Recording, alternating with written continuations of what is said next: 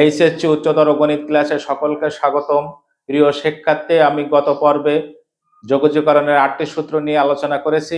আজকে যোগজীকরণের আরো 6টি এবং অন্তরীকরণ 6টি সূত্র নিয়ে আলোচনা করা হলো। 1. Integration 1/√1 minus x square dx equal to sign inverse x plus c।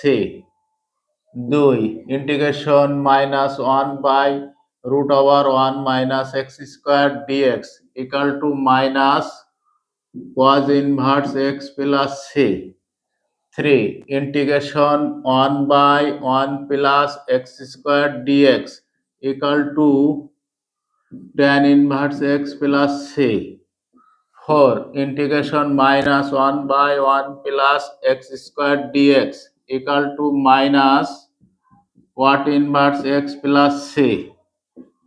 5. Integration 1/x into root over x square minus 1 dx equal to sec inverse x plus c। 6 number integration -1/x into root over x square minus 1 dx equal to minus cosec inverse x plus c।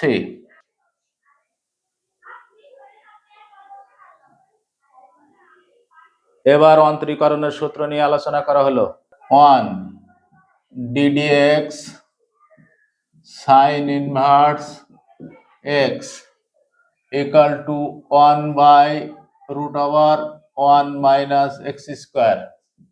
2 ddx cos inverse x equal to minus √1 minus x square।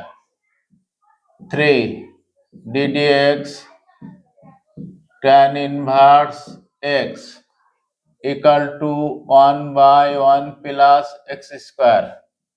4 ddx cot inverse x equal to minus 1/1 plus x square। 5 ddx sec inverse x equal to 1/x into root over x square minus 1। 6 ddx cosec inverse x equal to minus 1/x into root over x square minus 1। তো প্রিয় শিক্ষার্থী, এ পর্বে অন্তরীকরণের 6টি সূত্র নিয়ে আলোচনা করা হলো। আগামী পর্বে অন্তরীকরণের সকল সূত্র নিয়ে আলোচনা করা হবে।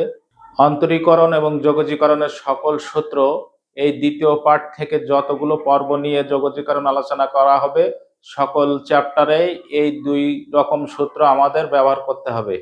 সুতরাং আমরা সূত্রগুলো মুখস্থ করার চেষ্টা করব।